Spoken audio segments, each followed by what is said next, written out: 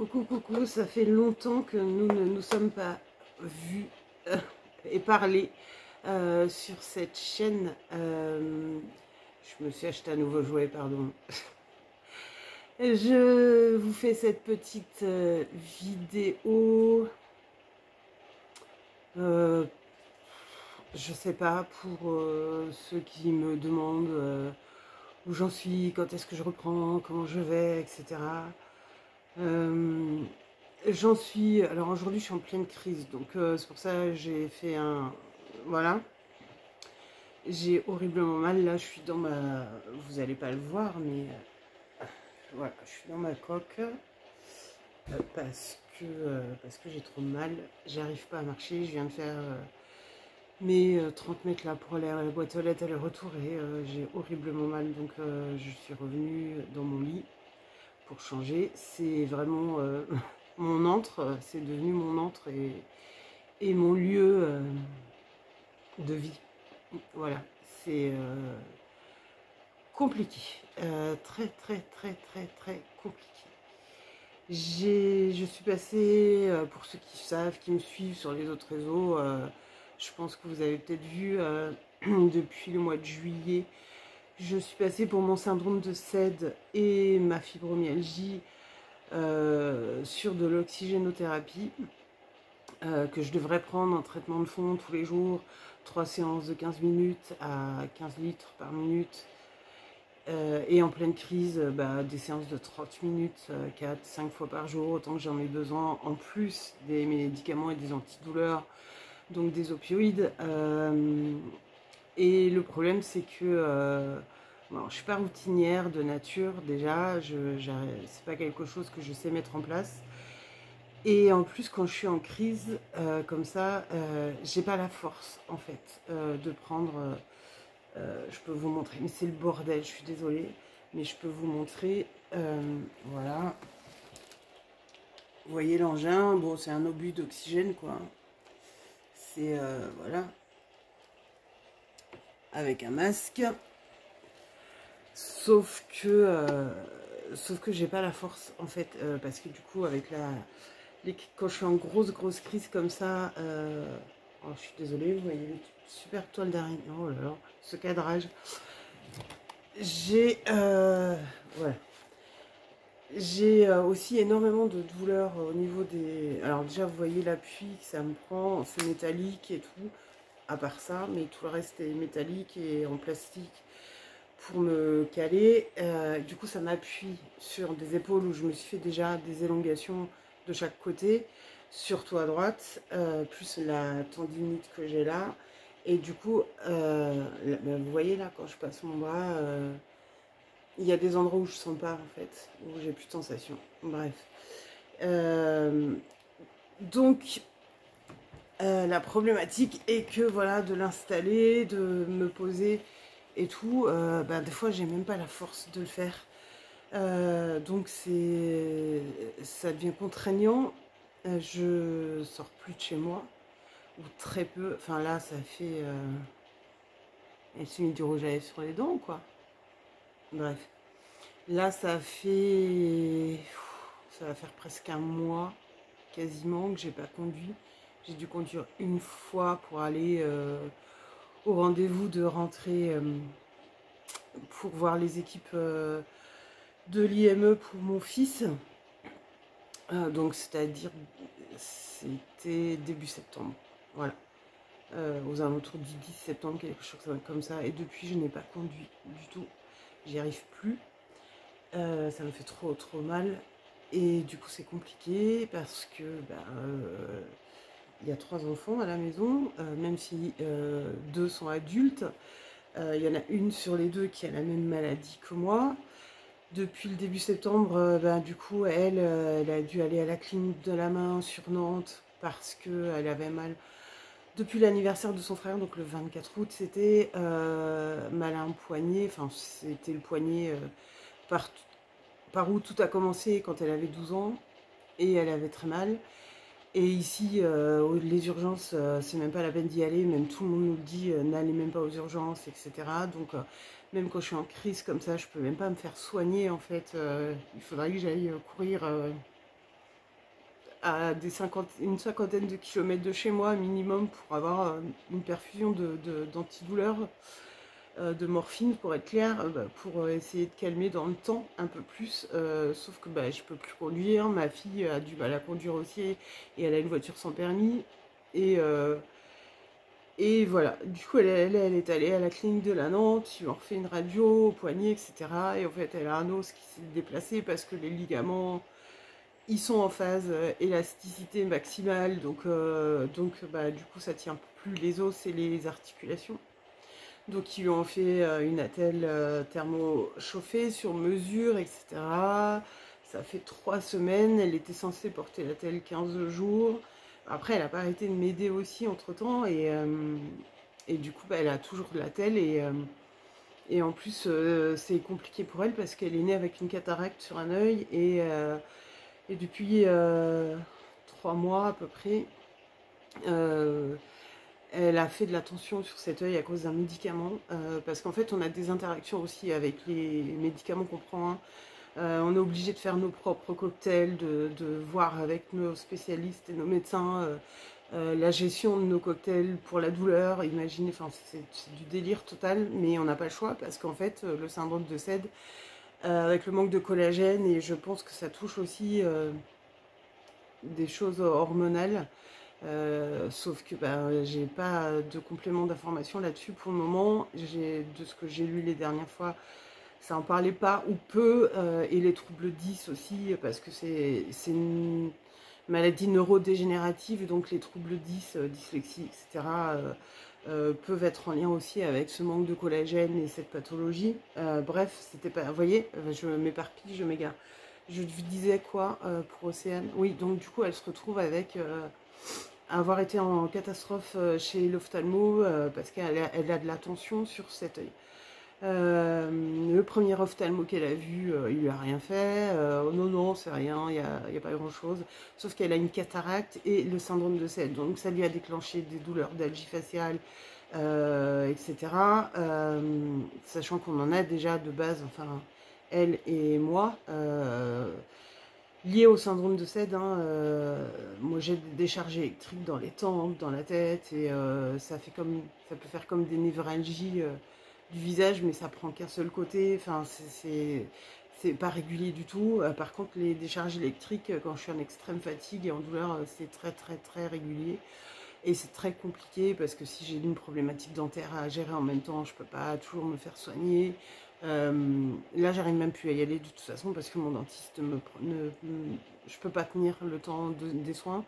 Et encore moins rester sur le fauteuil d'un dentiste. Voilà, c'est une catastrophe parce que c'est bientôt mon anniversaire et à l'âge que j'ai, j'aurais bien aimé ne pas avoir de râtelier. Pardon pour le mot, très glamour. Mais c'était ma pire phobie. Et puis j'en suis là en fait et j'ai pas le choix. Mais je peux même pas y aller et me faire soigner correctement. Bref, donc elle, voilà, elle a de la tension sur cet œil. Donc elle a revu une deuxième fois un autre ophtalmo en urgence, c'est celui qu'on a l'habitude de voir. Mais vous savez maintenant les protocoles, c'est orthoptiste, machin, vous voyez pas forcément l'ophtalmo en rendez-vous, sauf que les orthoptistes ils sont pas au jus, ni du syndrome de SED, ni de sa cataracte congénitale de naissance, ni enfin bref, ils écoutent pas, on a beau leur dire pourquoi elle n'a pas été opérée, etc. Il n'y a pas moyen, elle a 22 ans, enfin je veux dire, on n'est pas des enfants, on n'est pas des super le stabilisateur qui n'existe pas. Bref, voilà. Donc elle a vu enfin le deuxième ophtalmo qui lui, 8 jours après, était choqué de voir que son collègue lui avait même pas donné des gouttes pour la tension sur l'œil. Donc elle est sous traitement avec ses gouttes depuis 3 mois quasiment maintenant. Elle a revu l'ophtalmo cette semaine. Et la tension a diminué et on attend maintenant une IRM de son œil pour voir comment est son nerf optique, en quel état, etc.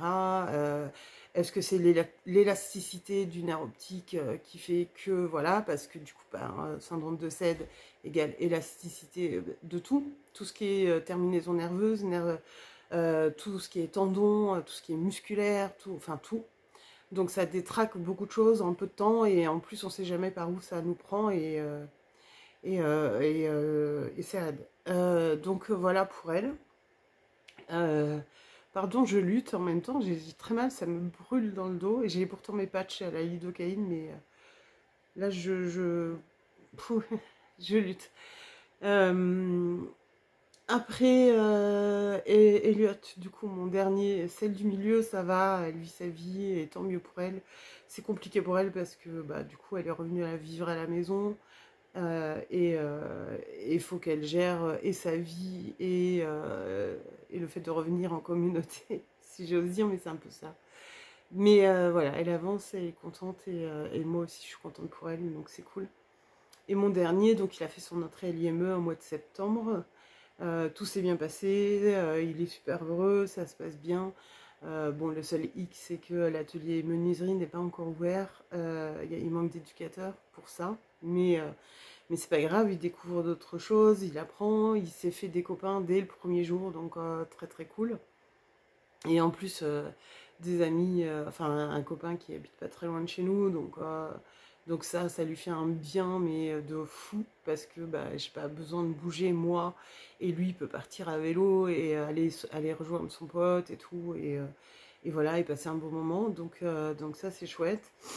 La difficulté reste toujours encore, tant que j'ai pas vu mon médecin, parce que bah, j'avais pas de rendez-vous, l'activité sportive, parce qu'il est dispensé de sport depuis des années, mais forcément les profs de sport sont là, allez un petit peu, fais à ton rythme, machin, machin, machin.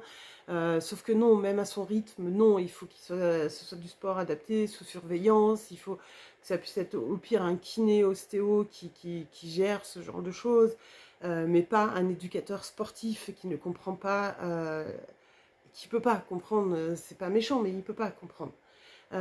Donc là, lui, ben, il a toujours sa sciatique.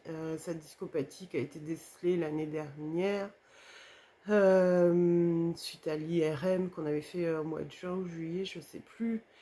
Donc sa discopathie est toujours présente. Il a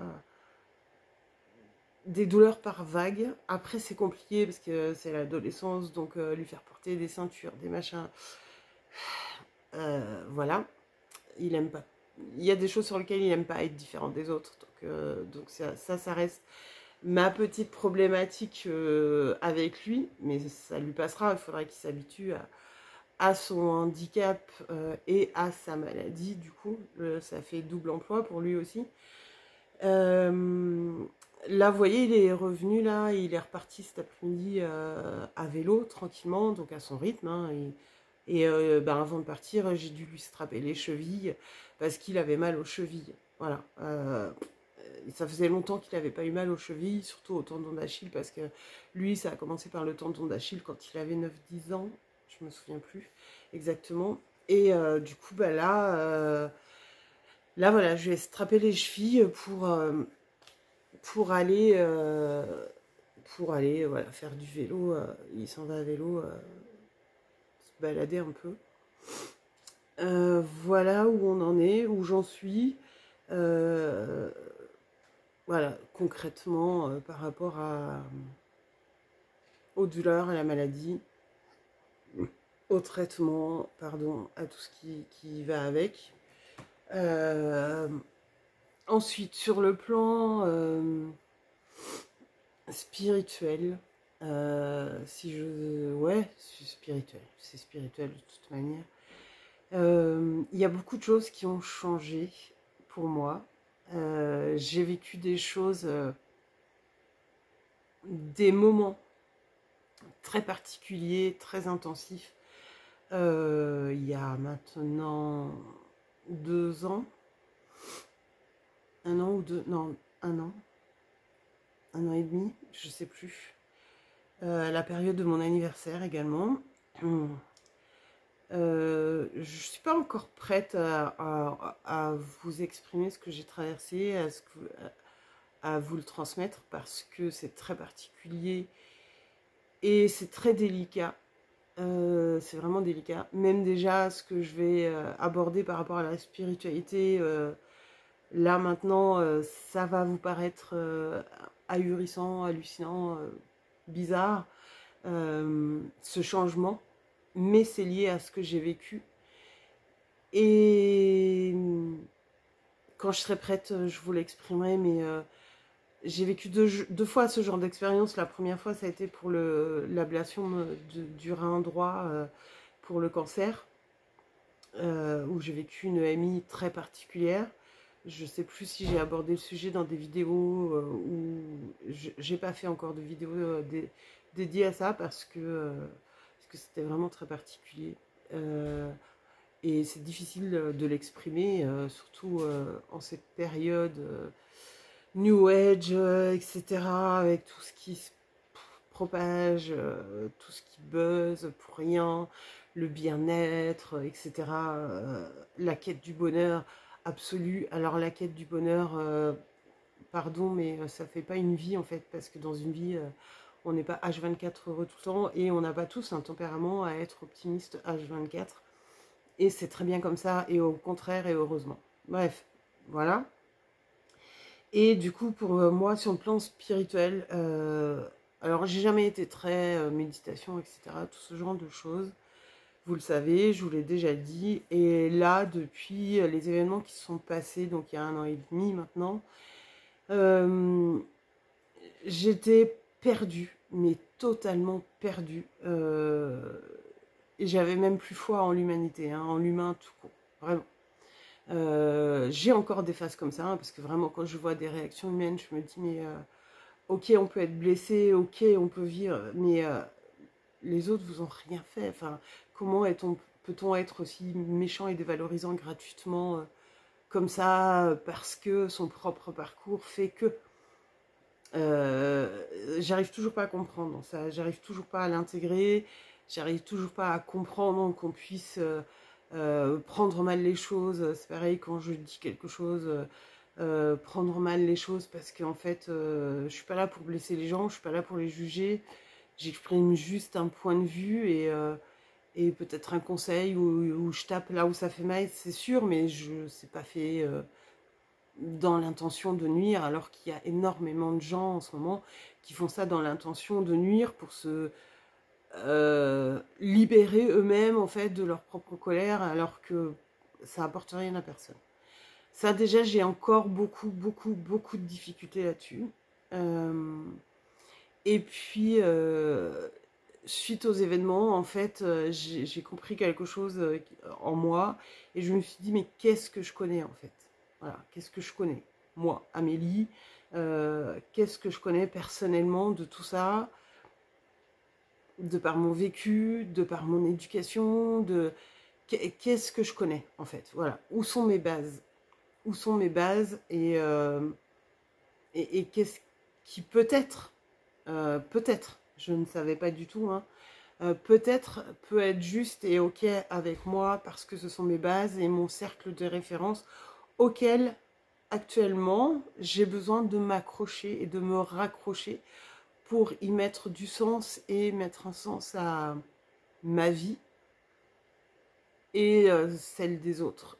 Enfin, ce qui m'entoure et celle des gens, de vous, de tout le monde. Et en fait, je me suis dit, mais voilà, j'ai été élevée dans la foi chrétienne, catholique. C'était assez poussé, hein, parce que j'ai un de mes grands-oncles qui était prêtre ouvrier.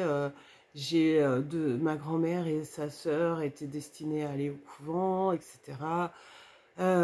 Voilà, donc voilà, j'ai eu un parcours étant plus jeune où j'ai fait ce qu'on appelle du MEJ, ça s'appelait Mouvement Eucharistique des Jeunes.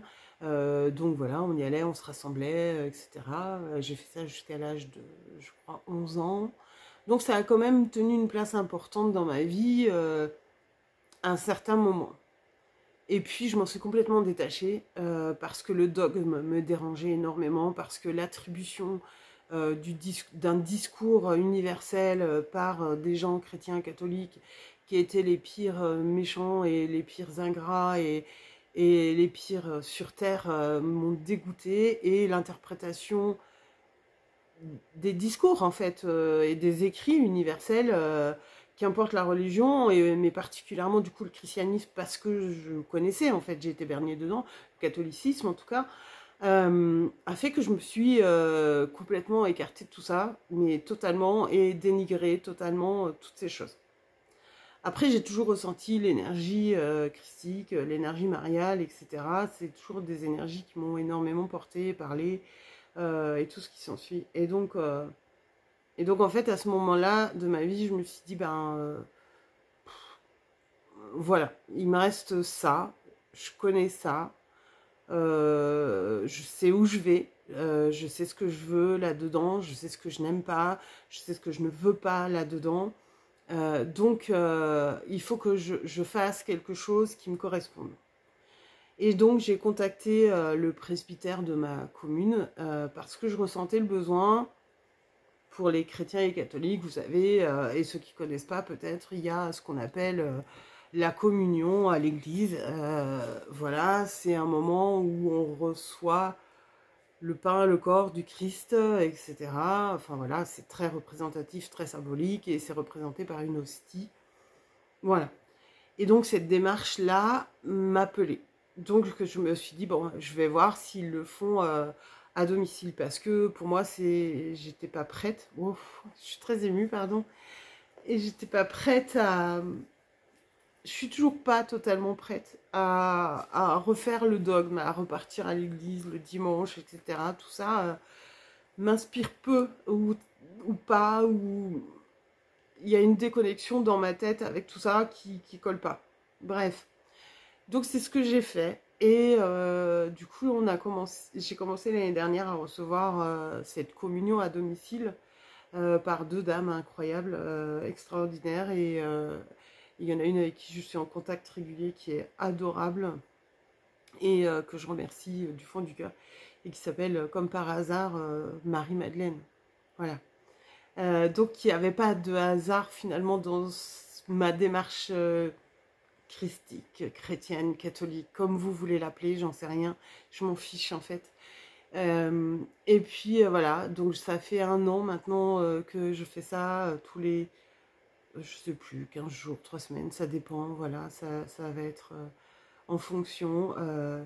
Et les premières fois que j'ai reçu cette Eucharistie, parce que ça s'appelle comme ça, cette communion à la maison,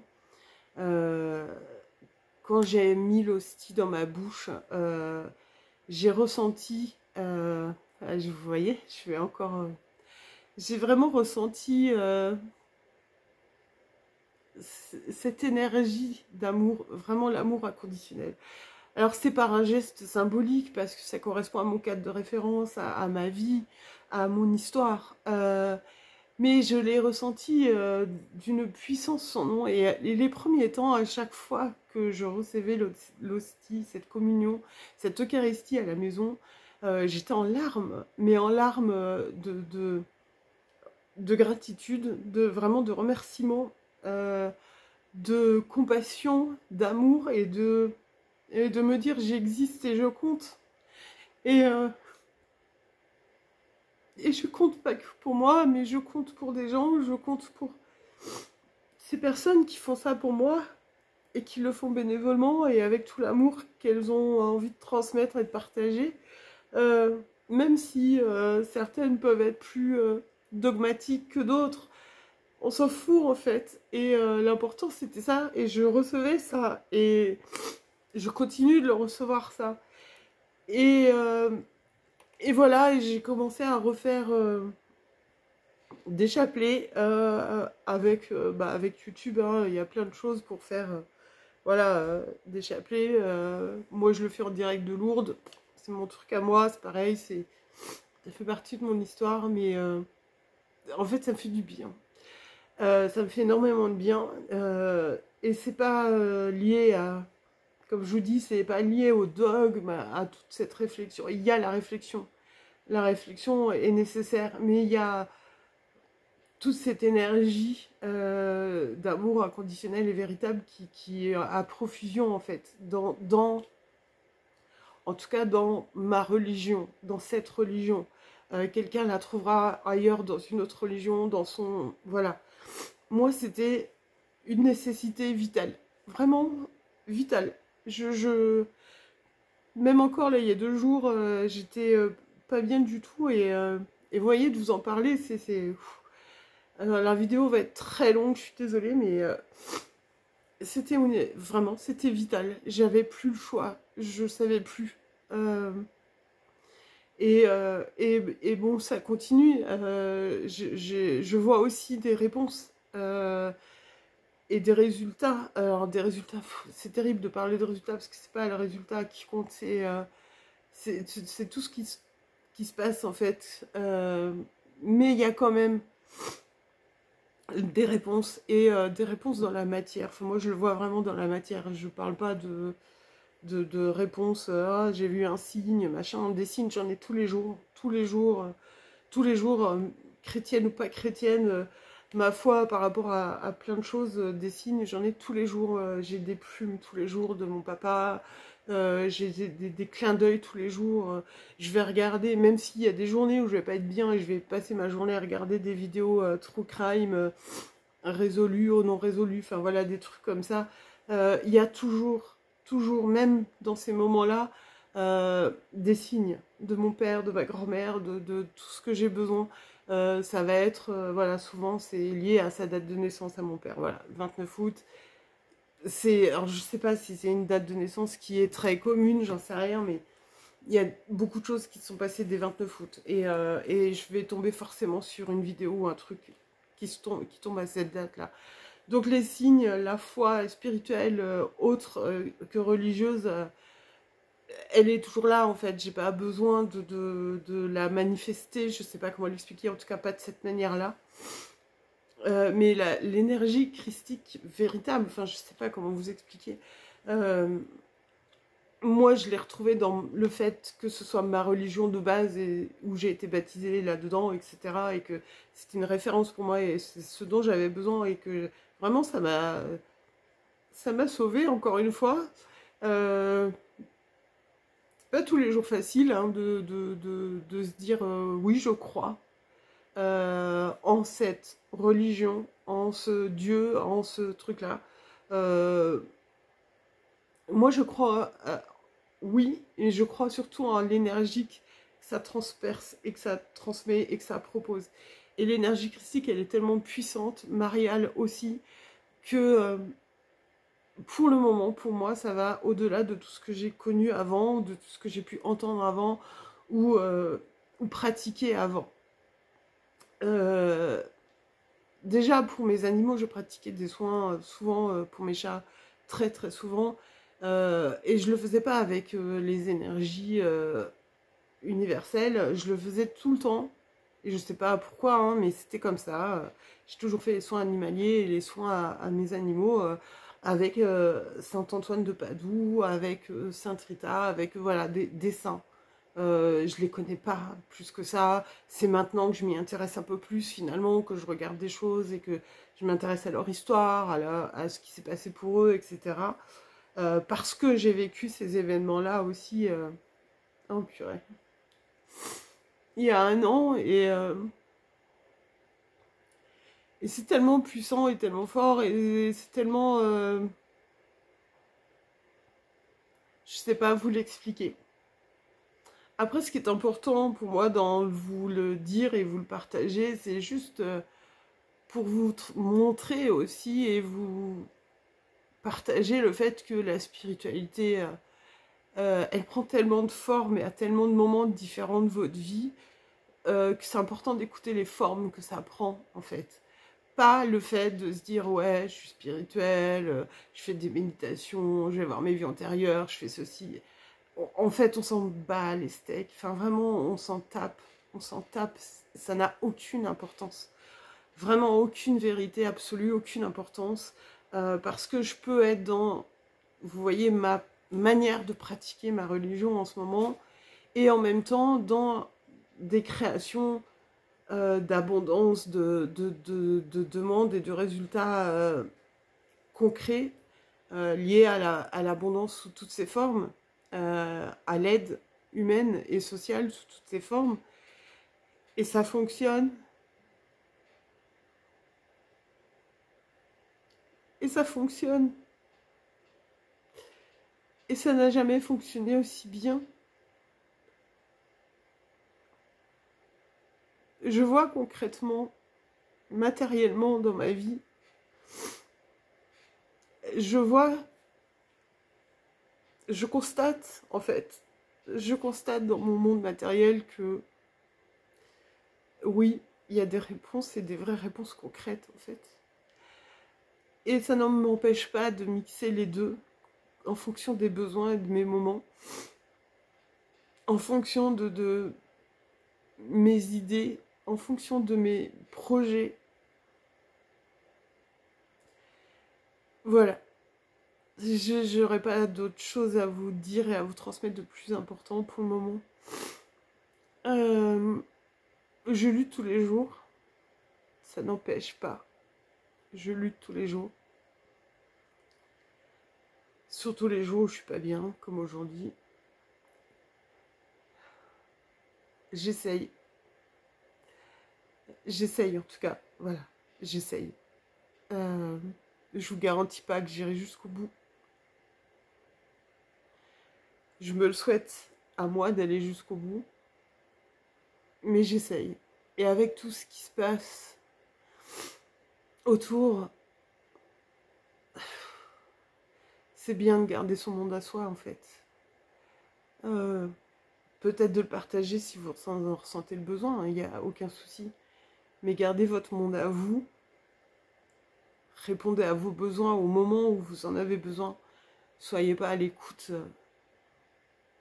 de quelque chose qui pourrait vous diriger et vous mener alors que peut-être c'est pas ce qui vous correspond parce que vous vous écoutez plus. Peut-être que dans 6 mois, je vous dirai c'est terminé tout ça, je suis passée à autre chose. J'en sais rien, mais c'est là où j'en suis aujourd'hui en 2024, à une semaine de mon anniversaire. Ouf. Et c'est important de vous partager, cette vidéo est très longue. Donc merci à ceux qui seront restés jusqu'au bout. Merci à ceux qui écouteront, comprendront la démarche et non pas l'imposition de mon discours auprès de qui que ce soit. Merci à vous, ceux qui sont toujours là en fait depuis le début et qui me poussaient, transmettaient, m'aidaient, me redonner le moral certaines fois parce que vraiment il y a des choses que j'ai beaucoup de mal à accepter encore. Je vais pas m'étaler parce que ça va me, c'est pas, voilà. Merci, voilà, tout simplement merci. Si vous souhaitez à partager, partagez-la pour ceux à qui j'aurais pu donner de nouvelles depuis longtemps. Et merci d'être resté jusqu'au bout. Je vous embrasse, je vous dis à bientôt. Trouvez-vous, écoutez-vous, trouvez votre voie du moment, pas celle imposée par les diktats spirituels ou de la société. Écoutez-vous et prenez soin de vous. Bisous, merci.